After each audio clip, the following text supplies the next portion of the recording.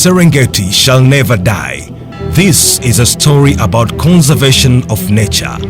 Forget the fake news and disinformation about forced evictions of Maasai tribesmen in Tanzania from their ancestral lands. The Greater Serengeti Mara ecosystem is the only remaining live wildlife migratory system in the world, with a population of about 1.5 million wild beasts. The Loliondo Game Conservation Area, which covers 4,000 square kilometers, is part of the Greater Serengeti Mara ecosystem, which also comprises the world-renowned Serengeti National Park and the Ngorongoro Conservation Area in Tanzania and the Mara National Reserve on the Kenyan side. Out of the 4,000 square kilometers of protected area at Loliondo, the Tanzanian government has given away 2,500 square kilometers of land for human settlement.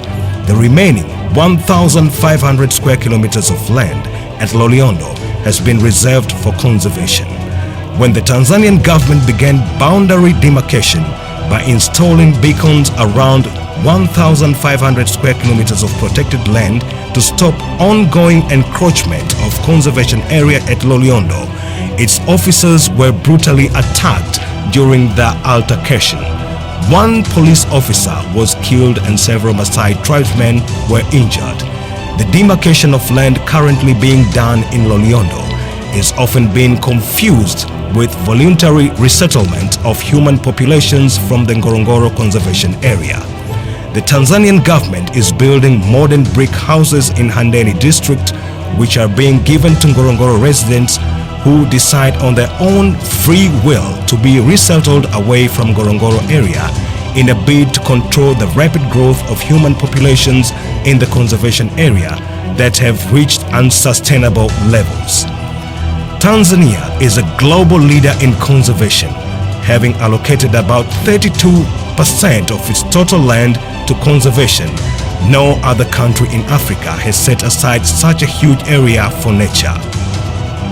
The total size of conservation area in Tanzania covers 360,000 square kilometers of land. This is bigger than the land area of entire nations such as Belgium, Switzerland, Netherlands, Denmark, Ireland and Portugal combined.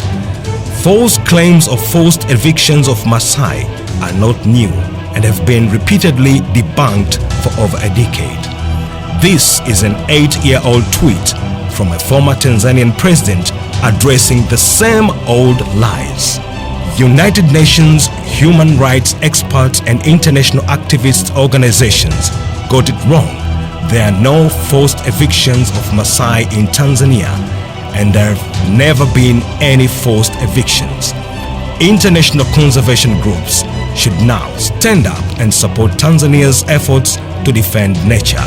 The annihilation of conservation areas for human development and inhabitation must not be allowed to happen. Let's all join forces to defend and protect conservation of nature in Tanzania. Ngorongoro and Serengeti shall never die.